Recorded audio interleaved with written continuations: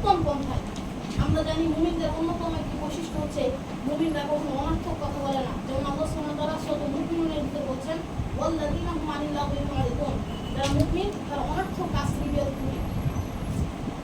অর্থাৎ আমরা যেহেতু সমাজে ইসলামকে প্রতিষ্ঠিত করতে চাই বা ইসলাম দ্বারা সমাজকে সাজাতে চাই, সেই জন্য আমাদের কিন্তু অনেক সময় অনেক বিতর্কের মুখে পড়তে হয়। বা যেহেতু বর্তমানে বাংলাদেশের মানুষ চায় না যে ইসলাম আসলে বাংলাদেশে প্রতিষ্ঠিত হোক, কারণ ইসলাম যদি একবার প্রতিষ্ঠিত হয় তাহলে সমাজে কিন্তু অন্যায়, অনাচার, ব্যভিচার কিন্তু থাকবে না। তাই অনেকেই চায় না যে ইসলামটা আসলে প্রতিষ্ঠিত হোক। যার কারণে আমরা যখনই ইসলামের কথা বলি বা ইসলামের রাজনীতির কথা বলি, তখন তারা বলে কোরআনের রাজনীতি নাই, এবং আমাদের সাথে বিভিন্নভাবে তারা বিতর্ক করার চেষ্টা করে। তখন আল্লাহ সুবহানাহু ওয়া তাআলা শিখিয়ে দিচ্ছেন যে আমরা তাদের সাথে বিতর্কটা কিভাবে করবো। আমরা তাদের সাথে কথা বলবো উত্তম পন্থায়। সমস্ত কিছু আমরা কোরআন ও হাদিস থেকে এবং ইসলামের ইতিহাস থেকে আমরা তাদের সাথে কথা বলার চেষ্টা করব।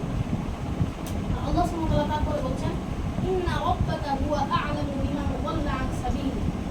ইন্না রাব্বাকা, নিশ্চয়ই মহান আল্লাহ সুবহানাহু ওয়া তাআলা জানেন, হুয়া আ'লামু বিমান যাল্লা আন সাবিলি, যে কে তার পথ হতে পথভ্রষ্ট থাকবে বা তার পথ থেকে সরে যাবে। ওয়া হুয়া আ'লামু, এবং তিনি এটাও জানেন বিল মুহতাদিন, কে হেদায়েত প্রাপ্ত হবে। তো এখান থেকে তিনটি বিষয় আমরা জানতে পারি। প্রথমত যে বিষয়টা, সেটা হচ্ছে দাওয়াত কীভাবে দিব। সেটা আমি বললাম যে হিকমত, জ্ঞান করতে, অর্থাৎ আমরা সর্বোচ্চটুকু যে চেষ্টা করবো যে ইসলামের সৌন্দর্যটাকে প্রকাশ করতে সহজ সহজ বিষয় আগে আমরা মানুষদের সামনে উপস্থাপন করবো। যেমন একটি হাদিসের ভিতরে এসেছে আন আনাসিন ক্বালা আনিন নবী সাল্লাল্লাহু আলাইহি ওয়াসাল্লাম ইয়াসসিরু ওয়া লা তুআসসিরু বাশশিরু ওয়া লা তুনাফিরু। রাসূল সাল্লাল্লাহু আলাইহি ওয়াসাল্লাম বলেন যে তোমরা সহজ করো, কঠিন করো না, সুসংবাদ দাও, ঘৃণা ছড়িও না। অর্থাৎ আমাদেরকে ইজি যে বিষয়গুলো, অর্থাৎ ইসলামে যে সমস্ত বিষয় সুন্দর, আমরা সেই সমস্ত বিষয় আগে মানুষের সামনে উপস্থাপন করবো।